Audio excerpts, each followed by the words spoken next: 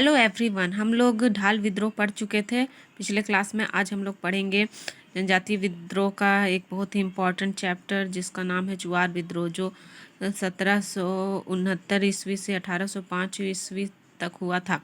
अंग्रेज अधिकारी जंगल महाल के भूमिजों को चुआर अर्थात दुर्वत और नीच जाति कहते थे।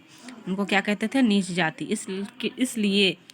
इसलिए इनके विद्रोह को चुआर विद्रोह कहा गया। चुआर जंगल साफ कर खेती करते, पशु पक्षियों का शिकार करते और जंगल में पैदा होने वाले वस्तुओं को बेचकर गुजारा करते थे।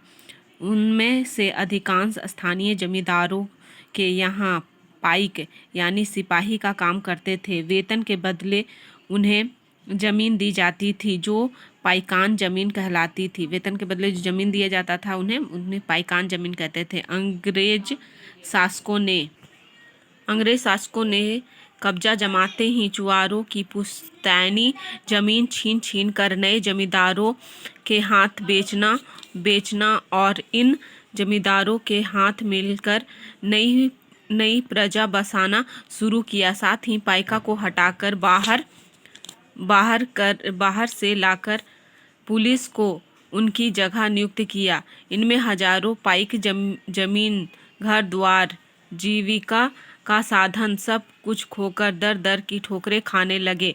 इन पाइक को, जिसको सिपाही भी कहा जाता था, और किसानों को सम्मिलित शक्ति ने विद्रोह की वह आग लगा दी जिन्हें बुझाना अंग्रेज शासकों के लिए बड़ा कठिन हो गया था। इसके अलावा अंग्रेज शासकों ने बेशुमार बढ़ाए गए राजस्व को चुकाने में असमर्थ हो गए।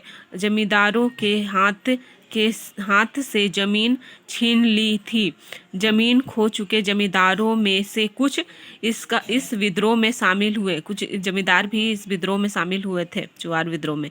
यह विद्रोह अकाल लगान में वृद्धि, जमीन की नीलामी एवं अन्य आर्थिक मुद्दों को लेकर किया गया। चुआर विद्रोह के प्रमुख नेताओं के नाम हैं रघुवर महतो, श्याम गंजम, सुबल सिंह, जगन्नाथ पातर, मंगल सिंह, दुर्जन सिंह, लाल सिंह, मोहन सिंह आदि। रघुनाथ महतो ने 1769 में नारा दिया।